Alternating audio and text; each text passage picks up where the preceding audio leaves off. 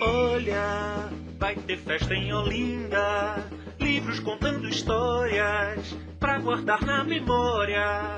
A Fliporto que vem aportar em Olinda. Bom dia a todos, sejam muito bem-vindos à Fliporto. Nesta manhã em que já tivemos uma mesa bem esperada, um debate que já vem sendo realizado de algum tempo com a Nádia e com o Benjamin.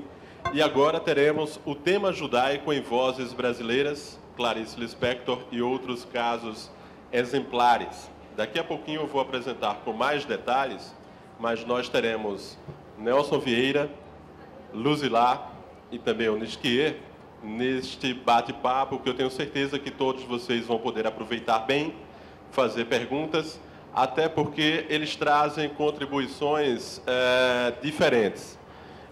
De repente, o Nisquier vai poder trazer uma questão também afetiva, além de falar da questão judaica em Clarice, mas o Nisquier conheceu a Clarice muito proximamente. O Nelson Vieira estuda não só Clarice, mas escritores judaicos e tem todo um estudo nessa área.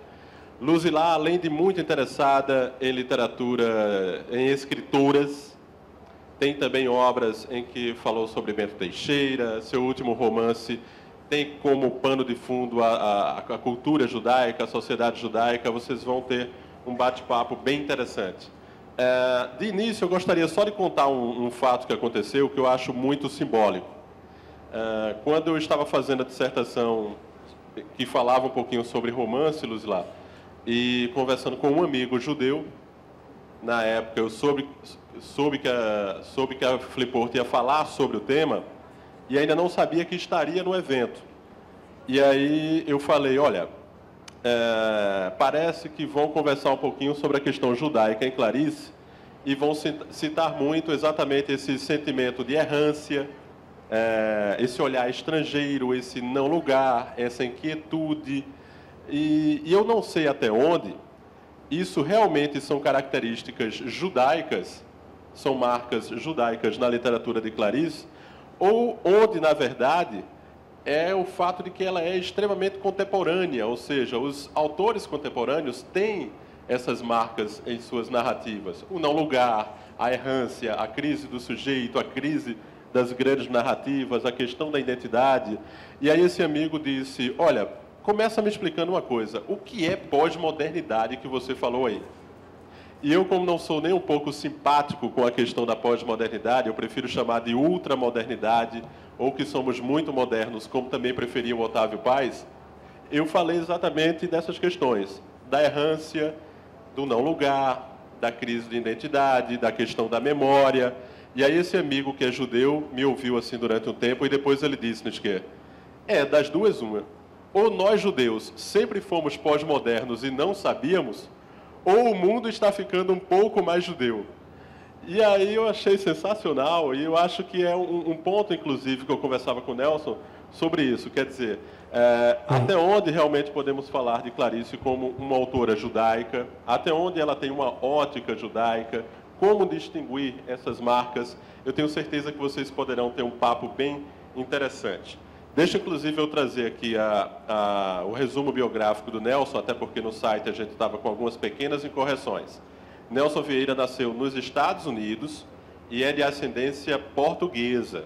Tem doutorado em estudos luso-brasileiros na Harvard University. Também é professor catedrático de estudos luso-brasileiros e de estudos judaicos na Brown University.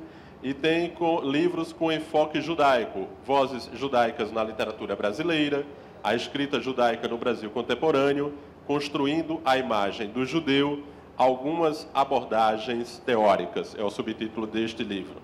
Nós teremos também na mesa hoje Arnaldo Nisquier, que é jornalista, escritor, professor e educador.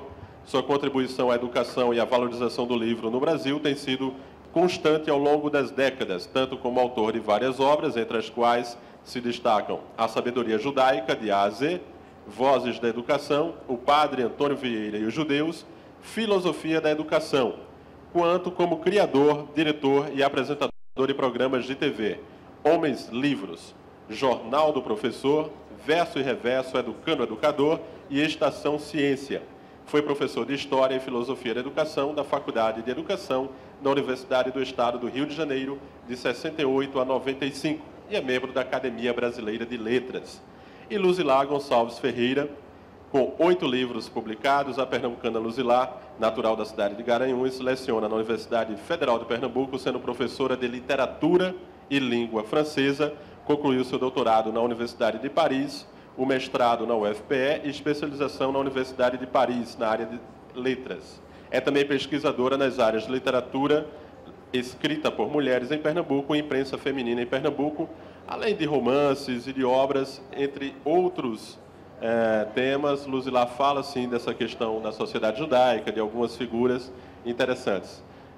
O que me foi sugerido, e eu já passei para os nossos convidados, é que cada um terá cerca de 10, 12 minutos, até 15 minutos, esse tempo todo. E aí, depois, nós vamos trazer as perguntas de vocês da plateia. Quem tiver perguntas, vai preparando para a gente. Deixa eu fazer o seguinte, Luzilá, por uma questão de cavalheirismo, começar com você, pode ser? De machismo. Bom, vejam só. 10 minutos não é nada, né? Mas eu vou tentar.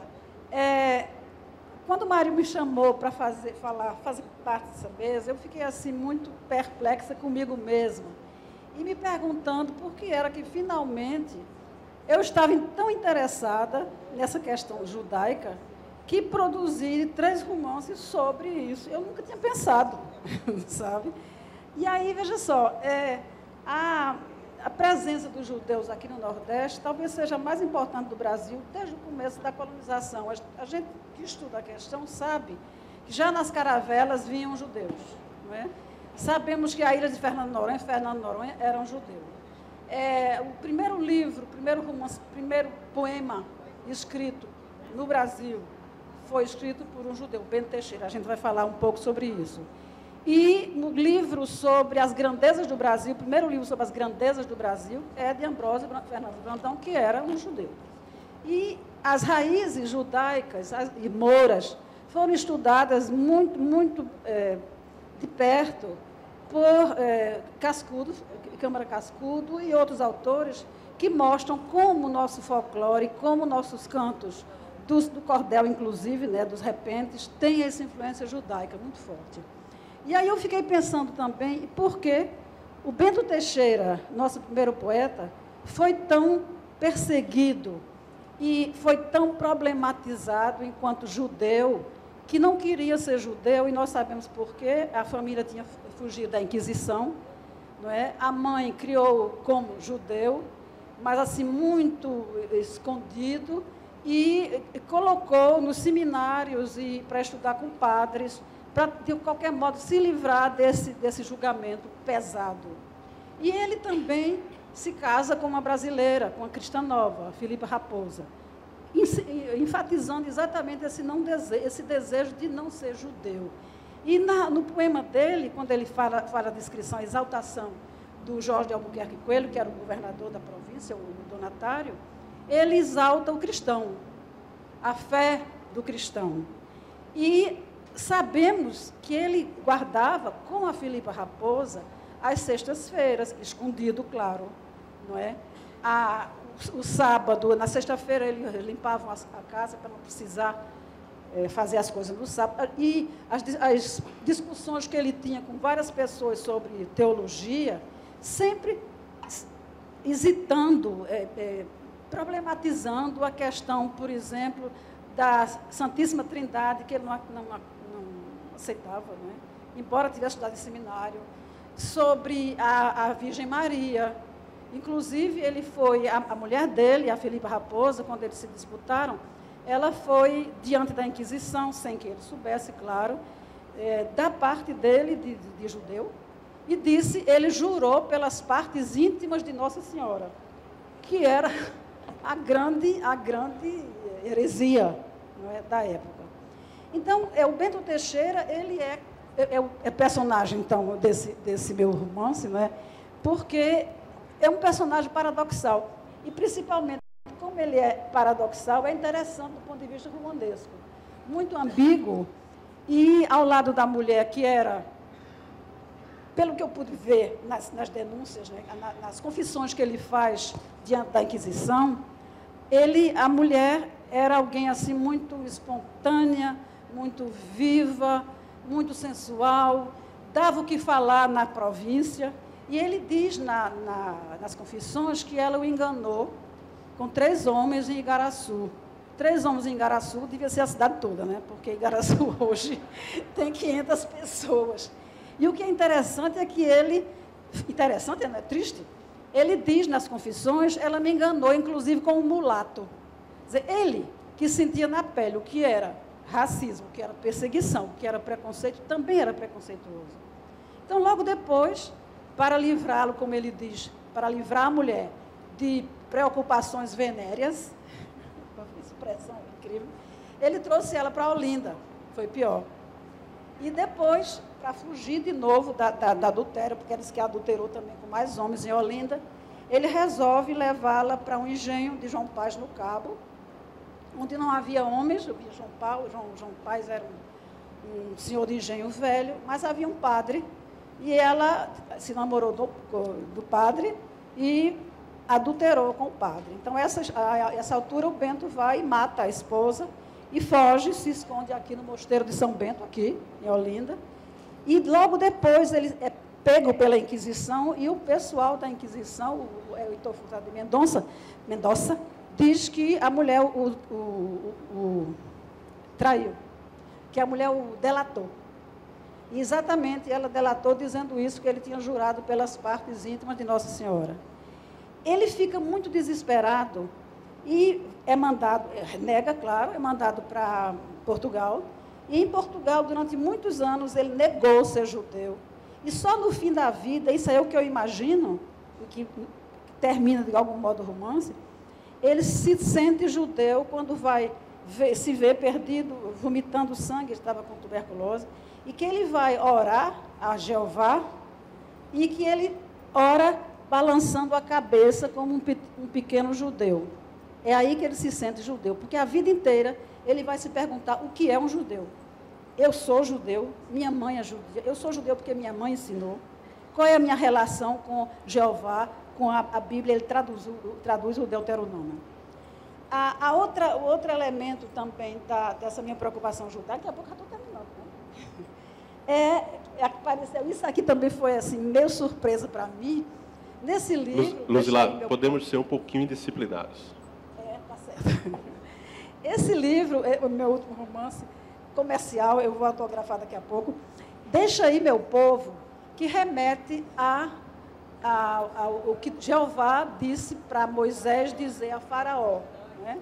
E que é o título de um lindo negro spiritual, Let My People Go, e é também a frase que Golda Meir enviou à Rússia, quando, depois da guerra, e o Estado de Israel estava se formando, pedindo que o governo russo, né, desse visto para o povo de Israel, e para Israel, né, os judeus russos ir para Israel. Então, isso aqui é uma história de amor que se passa em Paris, entre um judeu e uma não judia, uma goia, como chamam, né, uma goia, e é, assim, uma problematização de um amor que é universal, que não conhece, não devia conhecer barreiras étnicas ou religiosas, e como esses 2 personagens resolveram esse amor. E aí eu aproveito para me livrar de algumas obsessões, inventei um personagem, um narrador, onisciente, que conta a história dos judeus, quando alguns vieram no tempo de Maurício Nassau, inclusive a Branca Dias, que é um personagem fascinante, e que o Dias Gomes utilizou, né, como personagem no Santo Inquérito. A Branca Dias, que fundou a primeira, na casa dela, uma sinagoga, que logo depois houve essa outra sinagoga aqui, Carro do Israel. Na casa dela, ela fazia essas reuniões, ela era uma mulher, nasceu em Portugal, uma mulher muito culta, fundou uma escola para moças em Camaragibe. Essa pequena sinagoga funcionava na casa dela em Camaragibe. Ela tinha fugido da Inquisição com o marido veio primeiro, ela veio depois com 7 filhos, e durante 17 gerações, a descendência da Branca Dias foi perseguida pela Inquisição, até que a Inquisição terminasse no século XIX. E quando ela foi acusada, né, de judia, bom, claro, ele quer uma parte. Porque, como é um debate, Luzila, eu vou pedir uma parte para você, Claro. para dizer Depois que eu como uma parte sua. você tem direito à forra. Tem direito à forra. Aliás, a mulher tem direito a tudo. Branca Dias, na verdade, houve duas. Uma na Paraíba E a outra aqui em e a Camaragibe. outra que parece que é mais provável aqui em Pernambuco. O Dias Gomes, que foi meu colega da Academia Brasileira de Letras, ele escreveu um santo inquérito, exatamente, baseado na Branca Dias da Paraíba. Há dúvidas se ela terá existido ou é parte da imaginação dele.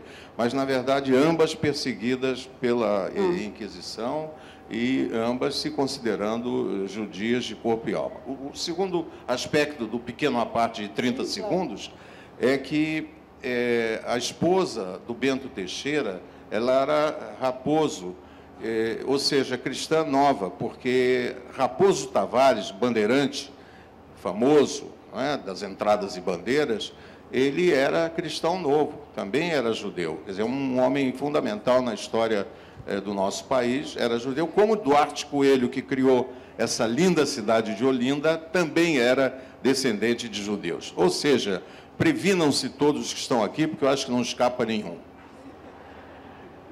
Inclusive eu, né? Ferreira, né? O nome de profissão. Não, e você muito inteligente como é, então, nem a dúvida. Ganhei meu dia. Então, vejam só. Então eu aproveitei para colocar no romance esse intervalo, né, da história de Branca Dias, porque é um personagem assim vicário, né, um representante, um personagem fascinante, porque a coragem que ela teve de sair de Portugal, escondida, porque ela já estava sendo perseguida pela Inquisição. A irmã e a mãe já tinham delatado Branca como judia, né, como judia. Então ela vem de Portugal, sozinha, num navio, com 7 filhos, escondido, deve ter dado dinheiro ao comandante, a todo mundo para vir, encontrar o marido que já tinha fugido. Então, em Camaragibe, ela funda essa escola para moças e continua ensinando letras, incrível, né, 1600 e pouco. E, fim do século XVI. E aí, ela, quando o julgamento dela chega, ela já tinha morrido. E, normalmente, quando o julgamento chegava para um judeu que tivesse morrido, enterrado, retiravam-se os ossos, né, e queimavam-se. E com ela não aconteceu isso. Então, ela escapou, de algum modo, desse castigo, né? E, finalmente, eu reconstituo nesse romance a saga dos judeus que vieram nos anos 20, 30 e 40 aqui em Pernambuco. Eu conversei com alguns deles. Li o livro que Nádia citou, da Elisa Lispector, que é um livro pungente. Algumas memórias de judeu, Sarah Ehrlich, que é uma psicanalista, e que conta como a mãe veio de Varsóvia com o marido jovem, e eles deixaram lá mãe, pai, irmãos, primos. E que um dia ela sabe pelo rádio nacional, que o gueto de Varsóvia tinha se levantado e que todo mundo tinha sido morto. Então, a mãe de Sarah, né, a Sarah me contou que a mãe, todo dia, de tarde, escrevia cartas para os mortos. Eu achei essa história, sabe? E quando eu conversei com Sarah, chorava eu. Chorávamos por nós, chorávamos pelos judeus do mundo inteiro, sabe? Por essas perseguições e por esse povo que eu admiro imensamente, porque conservou, quando tantas civilizações enormes, Egito Antigo, Etruscos, não sei o quê. Quando todas as civilizações se acabaram, eles continuam, não é, com essa crença, essa personalidade, não é, essa cultura, e conservando isso através de tanta perseguição. Um amigo meu, um francês, que é crítico, leu o romance e disse: mas você não toma posição contra os palestinos. Eu disse: eu não quero absolutamente tomar posição contra os palestinos. E no fim do livro, inclusive, eu digo que o personagem vai morar em Israel procurando paz. E aí termina. Bom, tinha muita coisa para dizer, mas não dá, não.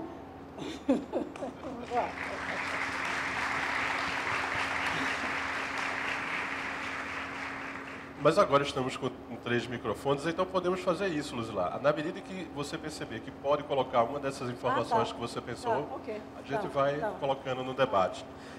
Eu vou fazer o seguinte, então. Eu vou passar a palavra agora para a Nisquê, que já teve uma primeira participação, porque eu acho que vai mais ou menos nessa linha lógica, e depois o Nelson entra com alguns pontos. O Nelson corrige o que eu vou dizer, não é? Bom, primeiro, uma alegria enorme de estar aqui em Olinda e com vocês. Eu iniciaria os meus chorados 15 minutos dizendo que o Cristiano falou em pós-modernidade. Vocês que estão aqui certamente estão interessados no sucesso da Fliport, que já é um êxito completo, mas também na Clarice Lispector, que é a grande homenageada da feira. E quem lê a Clarice Lispector vai sentir que ela, embora judia de corpo e alma o tempo todo, ela cita Cristo diversas vezes. Então, eu diria que a existência do cristianismo é uma prova provada de que a pós-modernidade ela existe até mesmo com a prevalência de ideias seculares que continuam em vigor e sendo objeto de crença de milhões e milhões de pessoas. Então, a existência de Cristo e a existência das suas ideias que foram propagadas pelos apóstolos mostra que a pós-modernidade, de fato, existe. E Cristo, como vocês sabem, ele nasceu e morreu completamente dentro dos ideais do judaísmo. Ele valorizou muito essa condição e, evidente, foi morto pelos romanos e depois a sua religião foi a religião que os apóstolos propagaram pelo mundo. Eu queria prestar uma homenagem ao Antônio Campos, dizendo que ele, numa conferência que fez aqui na Academia Pernambucana de Letras, ele citou a Clarice Lispector, uma geografia fundadora, porque ele pega da Clarice aspectos que são típicos da existência dela. Ela nasceu numa pequena cidade da Ucrânia, Chechelnik, e com 2 anos veio para o Brasil, veio para Maceió com seus pais e 2 irmãs, Tânia e Elisa. Isso é interessante porque, se isso não tivesse acontecido na década de 20, a Clarice e a sua família teriam sido vítimas do Holocausto, como ontem nós vimos aqui a Eva Schloss falar de uma forma tão apropriada dessa tragédia da humanidade, que ainda tem sobreviventes, como é o caso da própria Eva. Então, Clarice, eu diria, é uma sobrevivente também do Holocausto, porque, assim como meus pais saíram da Polônia no início da década de 30 para viver no Rio de Janeiro, e eu estou aqui também por isso, a Clarice foi salva também da bestialidade. No caso, dupla. Eu achei interessante, Cristiano e a Luzilá e o Nelson são todos estudiosos da matéria. É preciso dizer que os alemães foram responsáveis pelo Holocausto, mas as perseguições aos judeus, elas são, eu diria, centenárias. Elas existiram em épocas diversas, e lá na Ucrânia, de onde o velho Pincus Lispector saiu, havia sucessivos pogroms que eram perseguições feitas pelos cossacos. Os cossacos são ou foram de uma bestialidade sem serem tão industrializados como foram os nazistas, mas de uma bestialidade monumental também. As histórias que se contam dos avanços dos cossacos sobre os judeus, sobre as riquezas que os judeus acumulavam, são histórias de extraordinária emoção, exatamente pela falta de humanidade desse povo, que eu não sei se é um povo. Bem, eu queria prestar homenagem ao Antônio Campos, lendo aqui uma referência dele a Clarice Lispector, e depois eu vou mostrar para vocês rapidamente. Eu preparei isso com tanto carinho para falar 2 horas e meia. Aí o Cristiano, que é uma doce figura, vocês veem, um rapaz simpático, ele disse: professor, 12 minutos. E para um professor que está acostumado a dar aula de 50 minutos ainda fica faltando, falar 12 é uma tragédia. Mas olhem só a homenagem do Antônio Campos, que é um grande escritor, eu respeito muito, e eu acho que define bem a figura da Clarice Lispector como começo de conversa. Vejam só, há 3 coisas, ela dizendo, Clarice, lembrada por Antônio Campos, há 3 coisas para as quais eu nasci e para as quais eu dou a minha vida. Nasci para amar os outros, nasci para escrever e nasci para criar meus filhos. O amar aos outros é tão vasto que inclui até perdão para mim mesma, com o que sobra. As 3 coisas são tão importantes que minha vida é curta para tanto. A Clarice, este ano, estaria fazendo 90 anos, ela poderia perfeitamente estar entre nós. Volto a Clarice. Tenho que me apressar, o tempo urge. Não posso perder 1 minuto do tempo que faz minha vida. Amar os outros é a única salvação individual que conheço. Ninguém estará perdido se der amor e, às vezes, receber amor em troca. Vejam, aqui está uma parte dos 10 mandamentos. Amai-vos uns aos outros.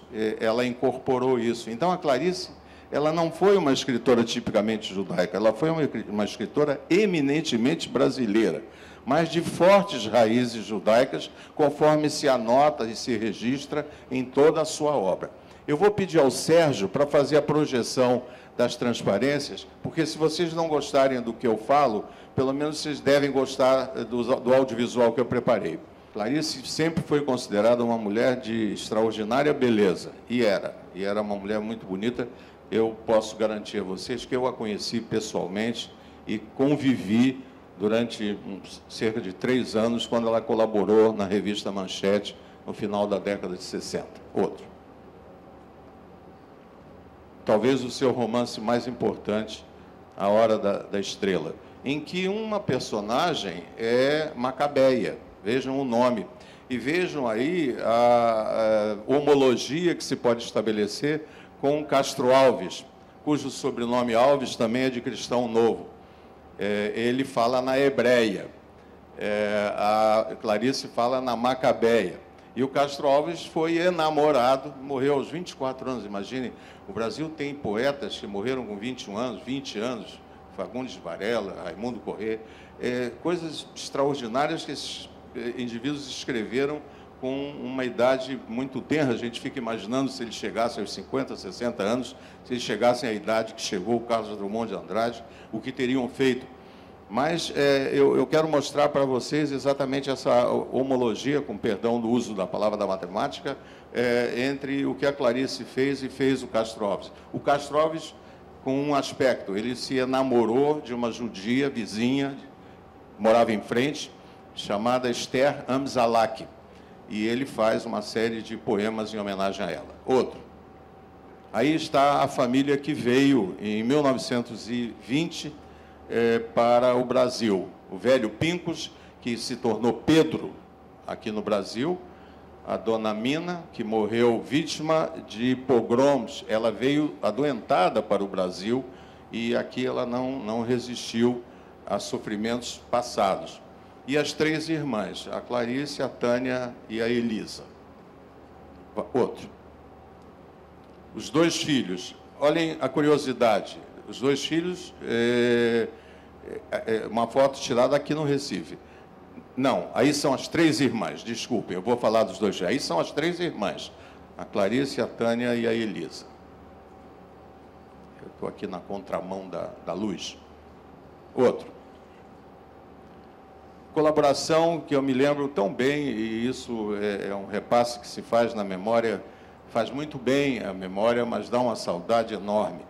A Clarice escreveu uma série de reportagens para a Manchete, eu era o chefe de reportagem, e uma das quais, quando o Chico Buarque ainda não era o compositor tão famoso, e o escritor tão famoso como é hoje. Eu cuidava dos interesses financeiros da Clarice Lispector, porque ela foi ao Adolfo Bloch, que era o presidente da Manchete, e disse: você é meu conterrâneo, você tem que me ajudar, eu estou precisando de dinheiro. Aí o Adolfo, como costumava fazer, me chamou e disse: toma conta da Clarice. Tomar conta da Clarice era combinar a colaboração, combinar o pagamento dessa colaboração e, naturalmente, pagar. Mas o Adolfo gostava de pagar com algum atraso. Isso não é exatamente judaico, isso é um defeito que pode acontecer a qualquer um, de qualquer religião. Então, a Clarice me amolava o juízo, porque ela telefonava para mim e ela falava assim: Arnaldo, ela rascava o R, eu estou precisando de dinheiro. E eu disse: Clarice, você tem que esperar que a colaboração seja impressa para depois eu mandar fazer o seu pagamento. Ela disse assim: apressa isso. E isso era sistematicamente toda semana. Até que eu pedi ao Adolfo Bloch que fizesse duas coisas. Ou ele me demitisse e botasse outro para tomar conta da Clarice, ou ele passasse a pagar ela no dia que ela entregasse a colaboração. O que ele acabou fazendo. Outro. Ainda o Chico Buarque. Sempre... Eu acho que é nessa crônica que ela diz assim, que foi apresentada a Chico, e os dois, muito tímidos, ficaram olhando para o outro. Oi, Clarice. Oi, Chico. Foi isso mesmo. Aí ela diz: Chico era lindo e tímido. É isso, e até hoje. E o Chico Buarque de Holanda, olhos verdes, né? Ou azuis? São verdes. Também é de descendência de holandeses. E os holandeses aqui em Pernambuco, evidentemente eles eram invasores, ficaram aqui 24 anos, foram embora em 1654, mas eu queria fazer também uma ilação rápida, tudo tem que ser rápido, né? Vocês veem que nós estamos discutindo, ontem se falou tanto aqui da colaboração dos holandeses à cultura brasileira, especialmente pernambucana.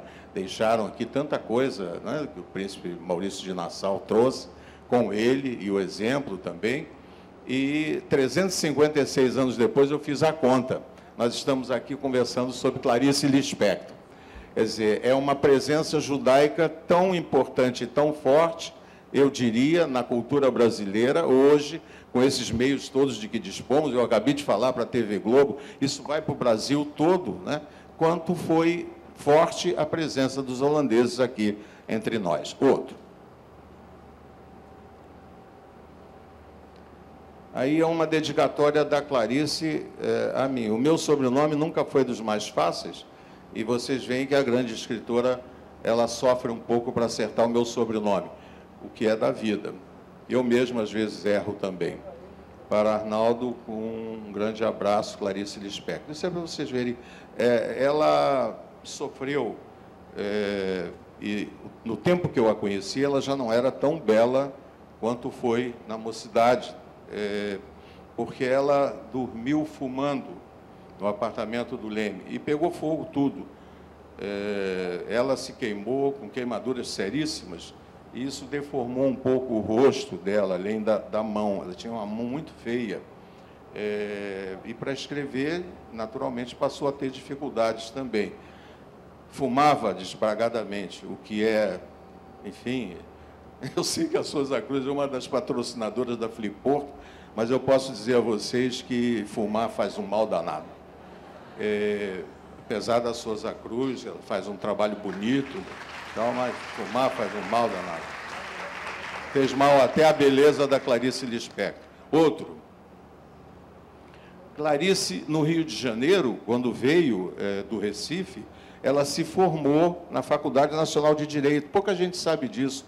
Ela era e foi bacharel em Direito. Não exerceu, a não ser por um estágio, mas vejam aí a beleza dela em 43. Em plena guerra, o mundo ainda não tomando conhecimento direito do que representava o Holocausto, ela estava a salvo no Brasil, no Rio de Janeiro, aluna da Faculdade Nacional de Direito. Outro. Ela aí com a beca. Outro. Um dos seus livros mais expressivos, certamente a Luz lá vai falar sobre isso, ou o Nelson, Perto do Coração Selvagem. Título bonito. Outro. Ela escrevendo, olha como era bonita. Outro. Aí sim, os dois filhos eu chamo a atenção da plateia para a curiosidade.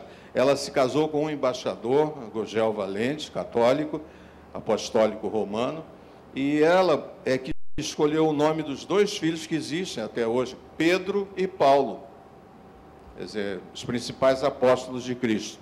Então, esse amálgama da vida da Clarice está presente o tempo todo na sua obra e na sua existência. Outro livro importante, A Paixão segundo GH. Outro. Aqui, um aspecto que também não é muito divulgado, e eu tive acesso a essa foto, eu acho que essa foto está no livro da Nadia Gottlieb, que acabou de falar ainda há pouco, e tem uma fotobiografia de Clarice Lispector simplesmente genial. Aqui vocês veem, eu reconheci algumas pessoas, quase eu encontro o pai da Ruth, minha mulher, que é dessa época também. Ela está aí fotografando essa jovem bonita. A Clarice enterrada, conforme seu desejo, no cemitério israelita, cemitério comunal israelita do Caju, segundo o ritual judaico. No caixão, com a bandeira, com a estrela de Davi. Essa é uma foto muito significativa de como ela viveu o seu judaísmo de uma forma peculiar, mas ao morrer quis ser enterrada como judia. Outro. Está na moda agora esse negócio de cremação, eu acho um absurdo, eu também não gosto dessa ideia.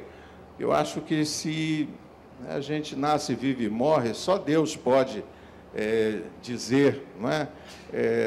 De nós e até da nossa existência, de nós e do nosso corpo, o que fazer. Agora, a cremação me parece que não é uma inovação, mas é uma ideia, pelo menos para quem é religioso, quem acredita na existência de uma outra vida, na vida eterna, eu acho a cremação uma violência inominável. Ela escrevendo com a luz que vinha de fora. Ela se daria muito bem aqui em Olinda, porque eu não sei de outra cidade. Olha, eu não sei se é uma coisa que está vindo lá de dentro do meu coração, mas luz igual a Olinda eu só encontrei na cidade sagrada de Jerusalém, que é uma cidade toda iluminada. É incrível. Se alguém disser que Olinda é a Jerusalém dos trópicos, eu vou acreditar. E é capaz até de pedir sociedade na ideia. Outro. Olha como ela era bonita. Muito bonita. Ela era alta, bem alta. O contrário do biotipo judaico, que é de pessoas baixas, assim como eu. Mas não se assustem, porque eu, com essa altura, fui campeão carioca de basquete. No tempo que podia. Agora não pode mais. Outro. Ela aí, uma pose quase artística. Outro. Na sua biblioteca, no Leme. Olha o cigarrinho. Eu quis mostrar, o cigarro foi seu companheiro o tempo todo. E inspiração. Uma pena. Outro. Ela ainda jovem. Outro. Ainda... A beleza dela, eu quis nesse final mostrar como ela era muito bonita. Outro, acho. Muitas traduções em diversos países, os mais estranhos, inclusive países de língua árabe. Ela teve muitos na Alemanha, uma tradução em espanhol de vários dos seus livros, dos seus romances. Outro. Aqui uma carta. É pena, nós temos pouco tempo, mas eu queria dizer a vocês que eu deixei com o Cristiano a cópia do meu discurso, da minha conferência, tem 27 laudas, eu fiz com muito carinho, com muita vontade, com muita garra, e também as ilustrações. Eu deixei com ele, porque eu acho que a Fliporto deve depois promover a edição disso, e vocês terão acesso ao texto completo. Porque é a carta... Provavelmente, Nisquet, deve sair um livro com os textos da Fliporto, já saiu no ano passado. Pronto. E aí, com certeza... Pronto. Isso o Cristiano deu a boa notícia, vocês terão no livro. Aqui é uma carta muito carinhosa dela à sua irmã Elisa, e aí a gente vê a letra. Quem gosta de grafologia, não é, pode analisar a letra dela, e está como mandam os grafólogos. escrita numa folha sem pauta, não é? Deve ser assim. E acho que tem mais umazinha, Sérgio. Outra. É isso. Meus amigos, eu tenho uma porção de coisas ainda para dizer, mas eu acho que ao longo do debate eu voltarei a este microfone. Obrigado. Eu passo rapidinho a palavra para o Nelson Vieira, até porque já temos aqui algumas perguntas de vocês e a gente vai tentar administrar, fazer uma mágica aí com o tempo para poder ver se responde essas perguntas de vocês. Nelson. Obrigado, Cristiano. Antes de tudo, eu queria oferecer os meus sinceros agradecimentos pela organização desse Fliporto. Eu quero dar os meus parabéns a Antônio Campos, Mário Hélio, pela linda programação, e também a Verônica Bárbara, que realmente deu todo o apoio, tá bom? E a eficiência. Bem, eu também é uma grande honra fazer parte desta mesa com o ilustre Arnaldo Nisquier e a dinâmica e prolífica Luzilá. Se o meu texto tivesse um título, o título seria Clarice Lispector, Identidade Equívoca, ou equivocada.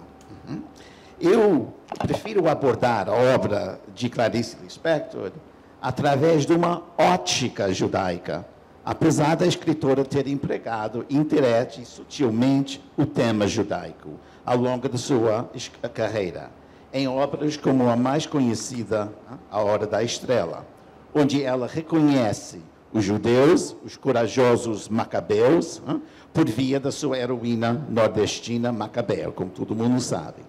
Clarice também dramatiza o seu compromisso ético com o marginalizado, neste caso associado à perspectiva judaica, evocada pela firmeza da Macabeia.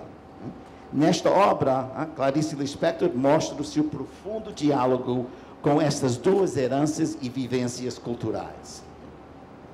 Em A Hora da Estrela, podemos afirmar que a aura da história é judaica e nordestina, porque, além da evocação nordestina, Clarice também invoca o modo interpretativo do Velho Testamento, que reconhece as imperfeições da linguagem e a necessária busca incessante para um significado ou uma resposta sempre inatingível, ilusiva, uma experiência existencial muito paralela às tentativas de nós lutarmos para entender as imperfeições da nossa própria condição humana.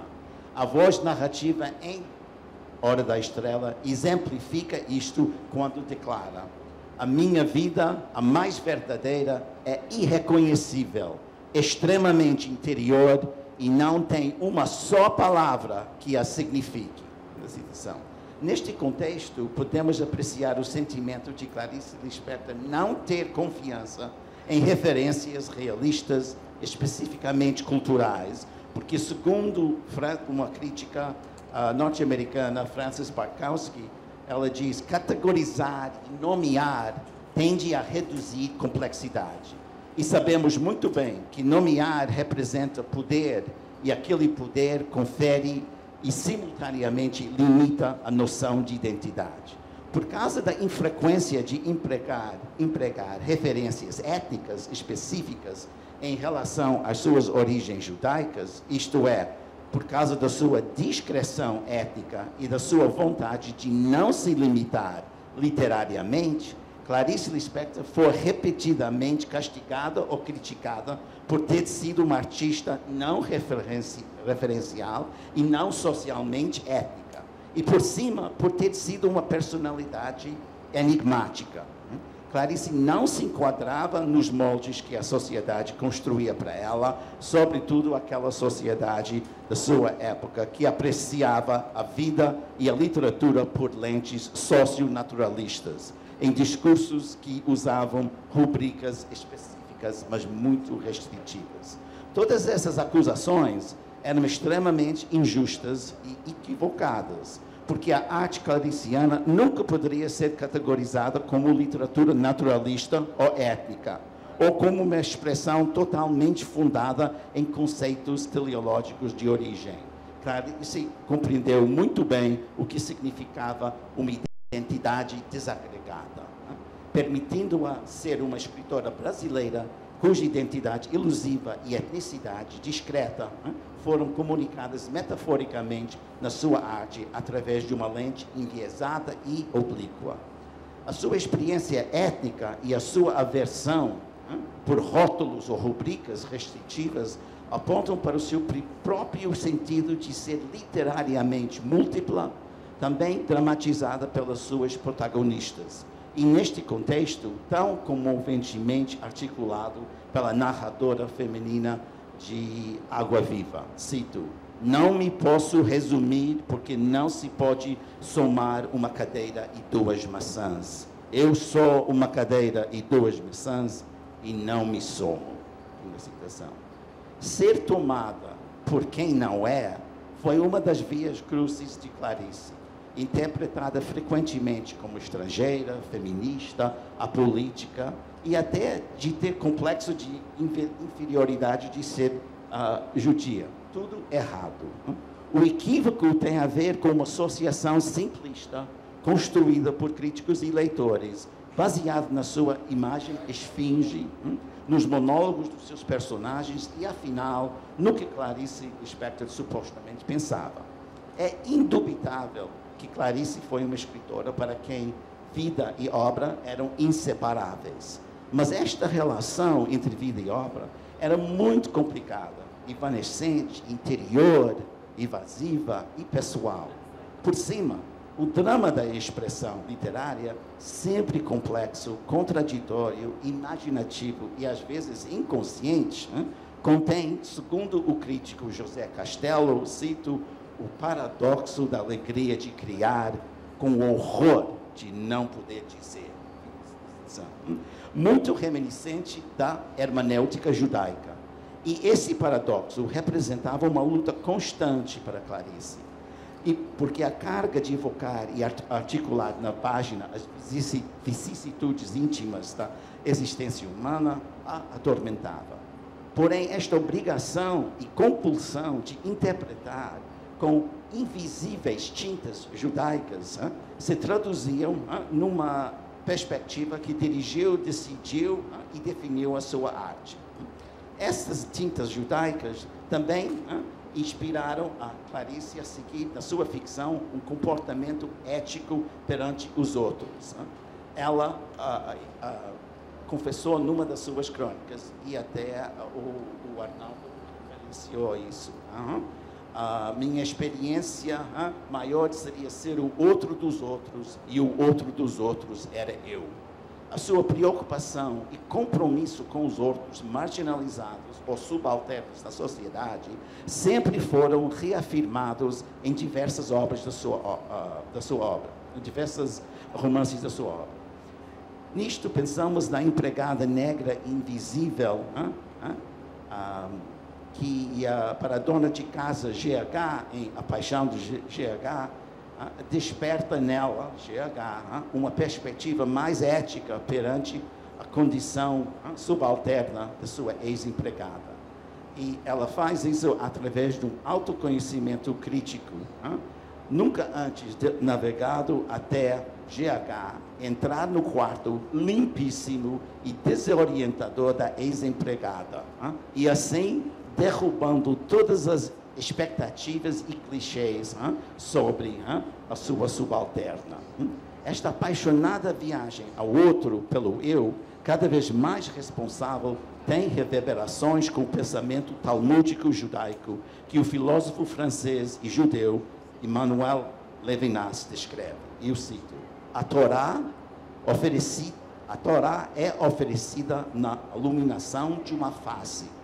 Ver o outro já é uma obrigação em relação a ele. Uma ótica direta. Somente pode ser alcançada como ética. Conhecimento íntegro ou revelação, o recebimento da Torá é comportamento ético. Este comportamento comportamento ético é incessantemente dramatizado na obra clariciana e assim evoca o espírito judaico inserido nas suas narrativas.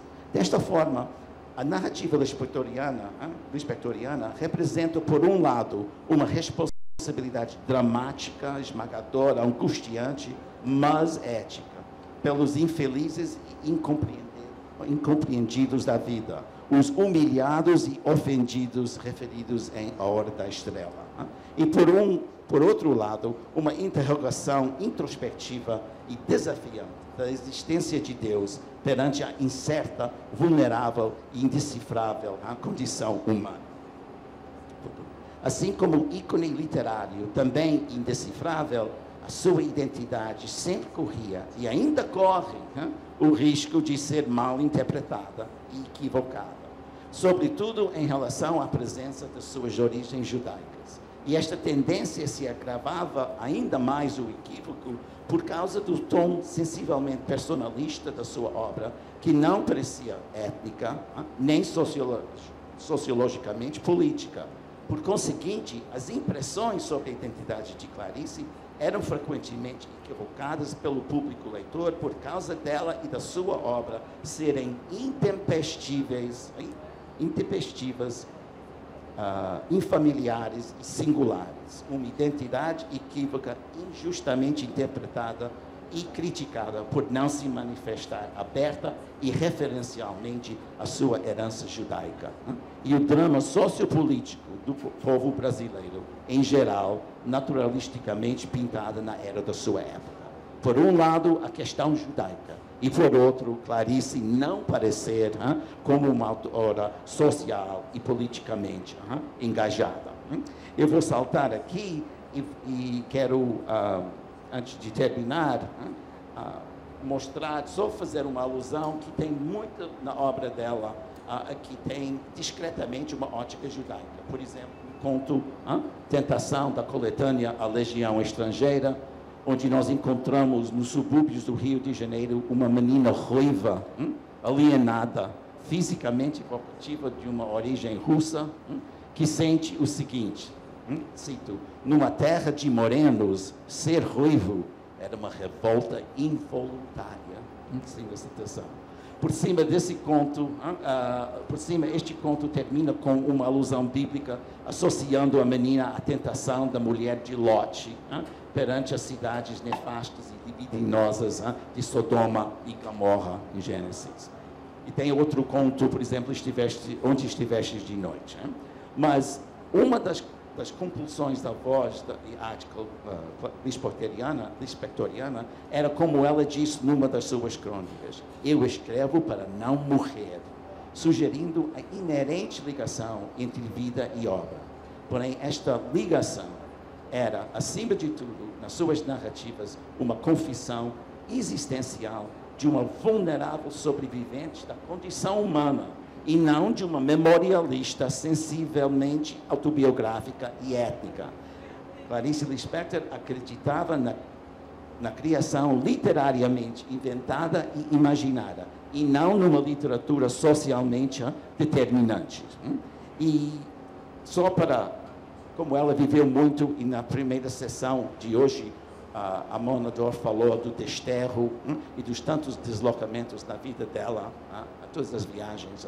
Essa outra crítica que eu citei antes, a Frances Bartowski, num lindo livro que se intitula Viajantes, Imigrantes e Prisioneiros, ensaios sobre estrangeirismo, eu cito, as demandas impostas sobre o sujeito em situações de infamiliaridade e deslocamento produzem uma cena em que a luta para formar uma identidade emerge mais claramente como necessária e também equivocada.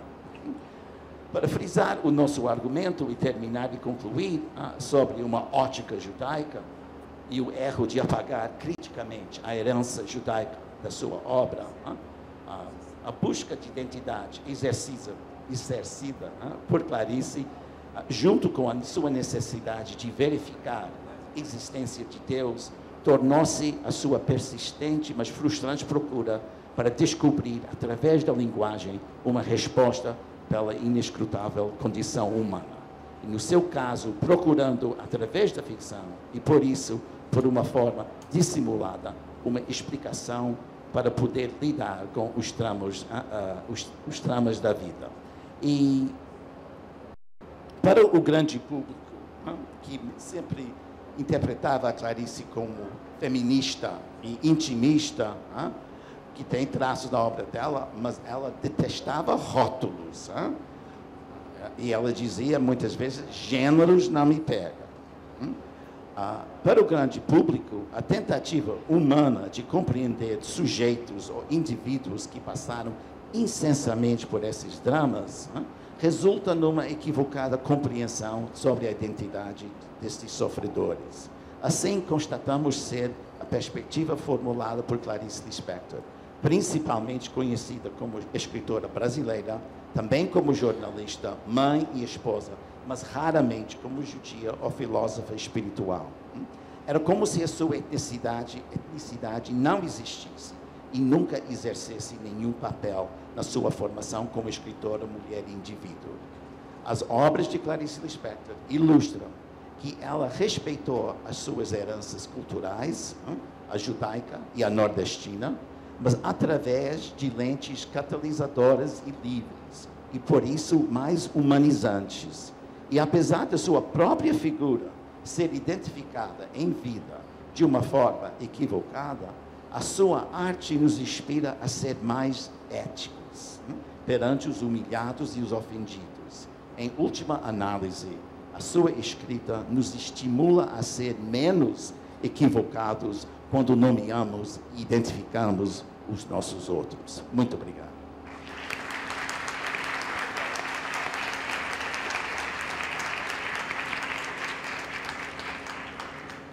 Eu sinto, inclusive, que você não possa ler o texto inteiro. Há também o texto aqui do Nisquier, que ele deixou comigo, muito bom. Realmente é porque o tempo é curto. Eu sei que daqui a pouquinho vocês, inclusive, vão fazer aquela parada, almoçar, para acompanhar a programação da tarde da Fliporto.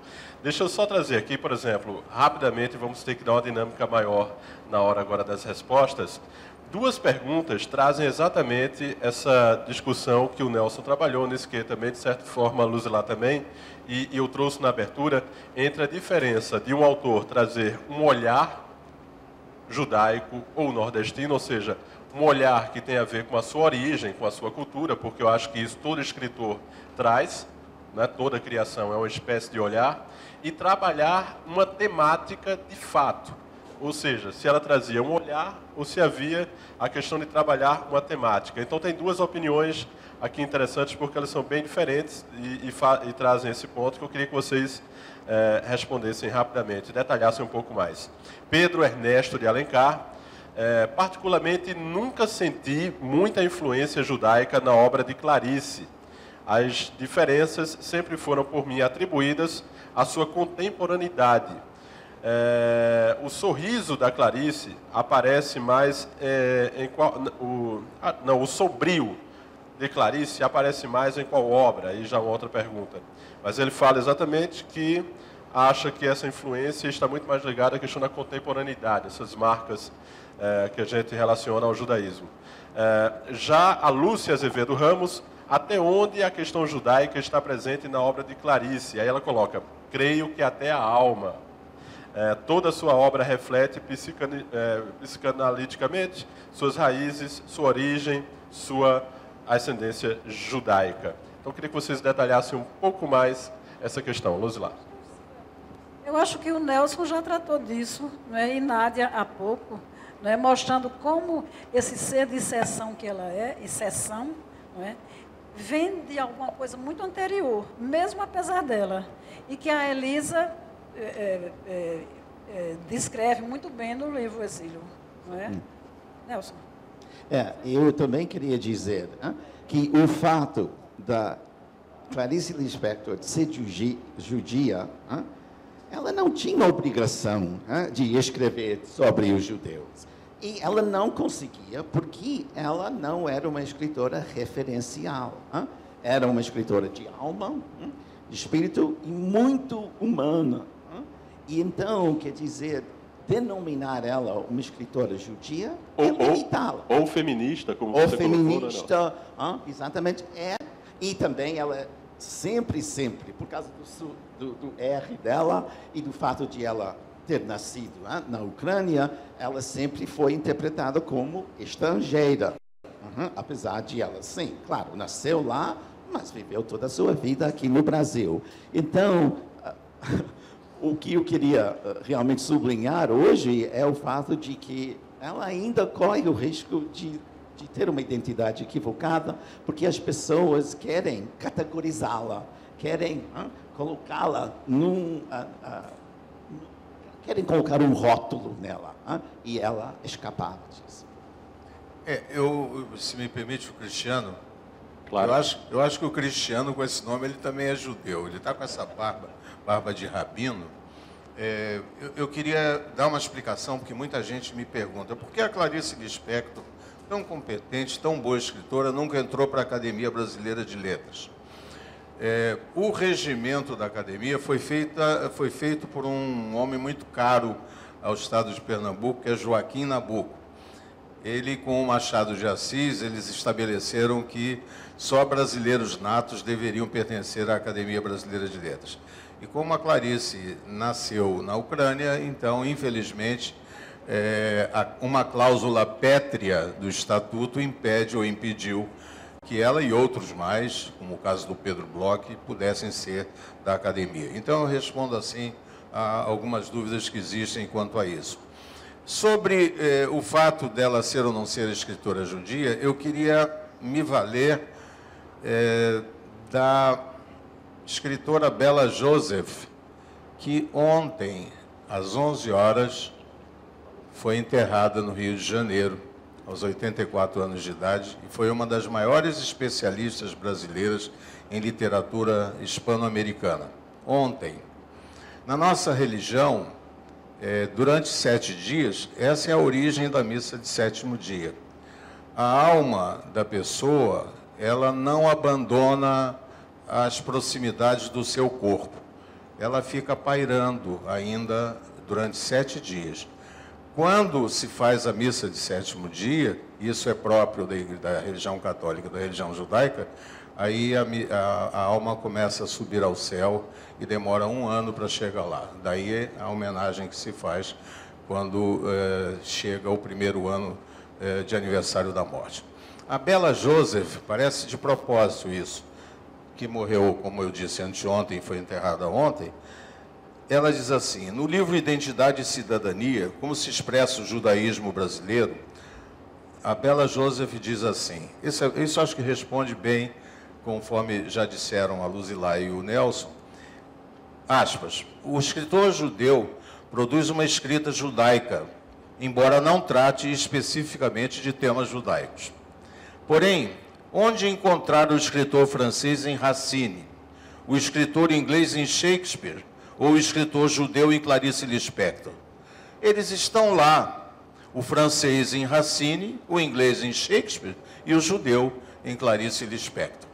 Eu acho que essa resposta é bastante elucidativa. E eu concluiria dizendo que o Freud, que era outro judeu ilustre, outro benfeitor da humanidade, como tantos outros, ele dizia que o espírito da pessoa se forma até os 5 anos de idade. Se Clarice, durante os 2 primeiros anos de vida, viveu estritamente uma vida judaica, na sua cidadezinha de Tchetchelnik, na Ucrânia, ela apreendeu nesses primeiros momentos tudo aquilo que depois serviria para formatar a sua alma, o seu espírito, que ela dizia que era fundamentalmente nordestino, sem deixar jamais de ser também judaico. Até porque nós, nordestinos, somos em muitos judaicos. Ou seja, se levarmos também em consideração isso, a própria afirmação de ser nordestina já trazia, de certo modo, essa carga de perguntas aqui, entre algumas que chegaram para você.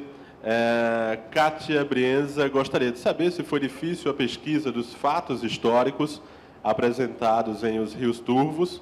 Você foi muito fiel à história ou se permitiu liberdades na criação, e ela diz que ama esse livro, Os Rios Turvos, E Neilton Limeira, ainda que saibamos dos esforços grandiosos dos críticos, entre eles você, Luzilá, um certo silêncio acerca da obra de Bento, ou como mero dado histórico, qual a riqueza maior da obra? O Neilton faz essa pergunta, inclusive depois eu queria fazer uma provocação também para vocês, já que estamos falando do pouco espaço que se dá, por exemplo, a Bento, mas, de certa forma, quando a gente vai pesquisar, também, se considerarmos a grandeza do tema, há pouca bibliografia sobre a relação entre a cultura judaica e a nossa literatura ou as nossas artes de uma maneira geral. Me parece que ainda há espaço aí para muitas teses, dissertações, livros e eventos como este. Luzilá. Eu acho que existem muitas pesquisas e muitos livros a serem publicados.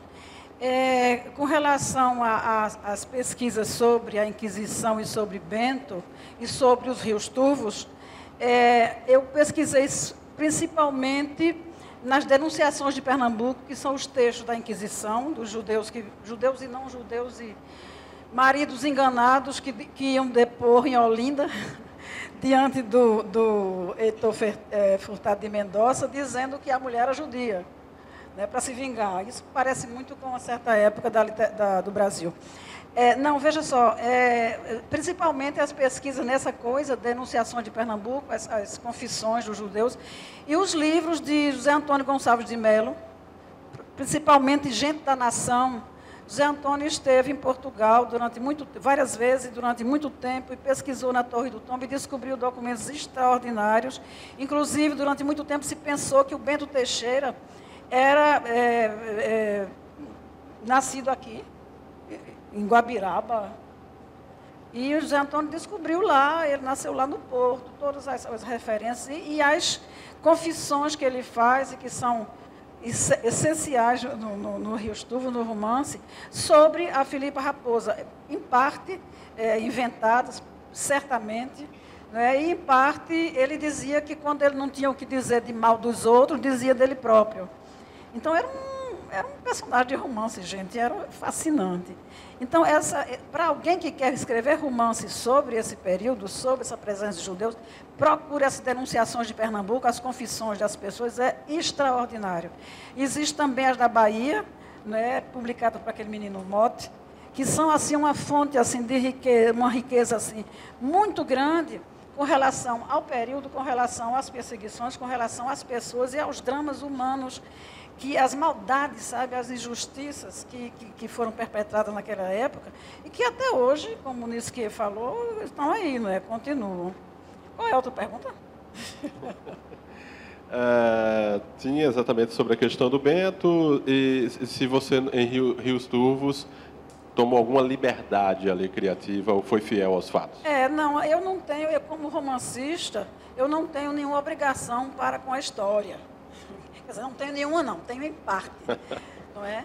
Eu parti de alguns dados, das confissões de Bento, das histórias, dessa coisa toda, mas há um momento em que você voa, em que você pensa em outras possibilidades, em outros personagens. E aí, eu imaginei, por exemplo, a Filipa Raposa, que é a oponente do Bento, né? Todo romance tem que ter um opositor, né? Para a coisa ficar... E aí eu imagino que essa mulher não sofreu com esse homem, que era um intelectual, mas que se sentia judeu e que não queria se apresentar como judeu, se apresentava como cristão numa colônia que era muito pouco cristã, era um professor numa colônia onde os judeus principalmente emprestavam dinheiro, tem toda uma relação, né, durante o período do Maurício Nassau, e ele era assim, casado com uma professora, bonita, invejado. Então, é um personagem, assim, múltiplo, sabe? E que tinha toda a razão de ser diferente. Agora, alguém falou que não há nenhuma publicidade coisa sobre Bento? Não é? Alguém falou isso? Não, disse que quase não há, apesar do esforço de alguns críticos, que ainda existe pouca bibliografia. A Universidade Federal de Pernambuco publicou o Naufrágio e a Prosopopeia. O Naufrágio não é de Bento, mas é atribuído. E a Prosopopeia, na coleção editora universitária, teve alguma ressonância, e eu fiz a organização e a apresentação desse livro. É um livro muito interessante, porque mostra como o Bento era interessado no futuro de Pernambuco. Ele dá conselhos ao Jorge de Albuquerque Coelho, ao donatário, dizendo, olha, precisa de um, mais ou menos assim, não é? Precisa de um farol na entrada da Barra, aqui no Recife, para que os piratas não venham. Manda um recado indireto para o rei, dizendo, o donatário põe dinheiro dele mesmo na manutenção da colônia. Isso não pode ser. De vez em quando ele dá umas dicas assim de alguém que está muito engajado com o seu tempo. Por isso que a prosopopéia é muito interessante para se ler. Claro, existe um vocabulário antigo, muitos Camões, mas tem coisas muito boas. Só para dia 18